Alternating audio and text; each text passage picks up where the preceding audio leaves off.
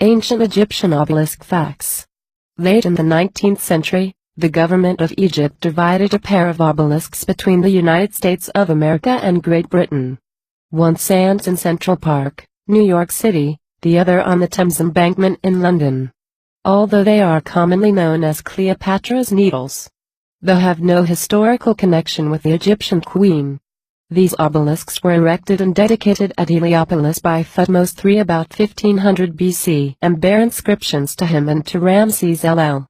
The inscriptions to Ramses II must have been added later as his dynasty was circa 1304 to 1237 BC. They were carved from the typical red granite round in the Aswan quarries, and stand 21.2 meters, 69 feet, 6 inches high, have a rectangular base that is 2.36 meters, 7 feet, 9 inches, by 2.34 meters, 7 feet, 8 inches.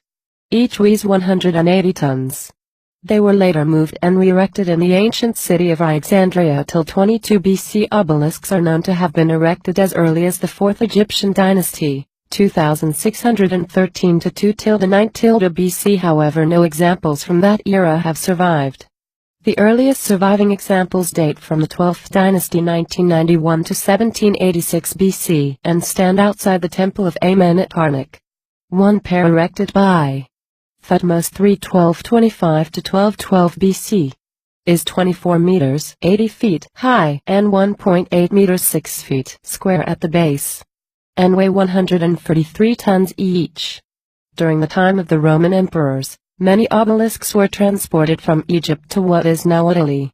At least a dozen went to the city of Rome itself, including one now in the Piazza San Giovanni in Laterano, that was originally erected by Thutmose III, who reigned from 1504 to 1-50 BC at Karnak. With a height of 32 meters 105 feet and a square base with sides of 7 meters 9 feet, and tapering to a square top with sides of 1.88 meters 6 feet 2 inches. It weighs approximately 230 tons and is the largest existing ancient obelisk.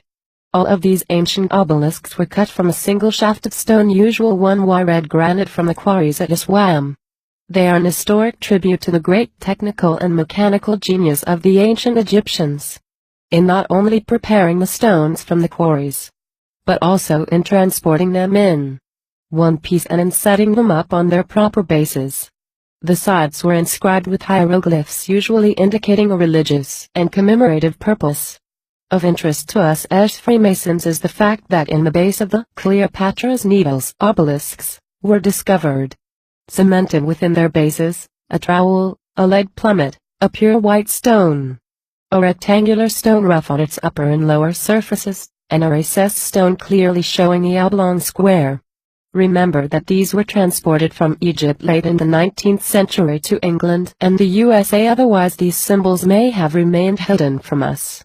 The explanation of the first tracing board commences with the statement, "The usual wages and customs among Freemasons have ever borne a near affinity to those of the ancient Egyptians." There is today absolutely no doubt that the ancient Egyptians were monotheists who had a ritual for initiation and higher degrees or learning. They possessed what is termed the Great Wisdom, which was a complete philosophy based on absolute knowledge of nature and of man. It was demonstrated step by a science equally exact, embodied in religion, symbol and allegory.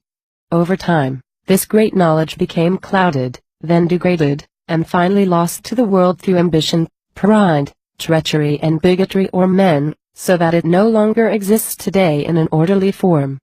But the ancient knowledge based on symbolism does remain, and has never been lost, though there are many who still deny that it ever existed. This is one of the great ancient treasures of wisdom, which we as Freemasons are privileged, in varying degrees, to be instructed in, and to which we sometimes hear referred to irreverently by the ignorant, the bigoted and the uninitiated.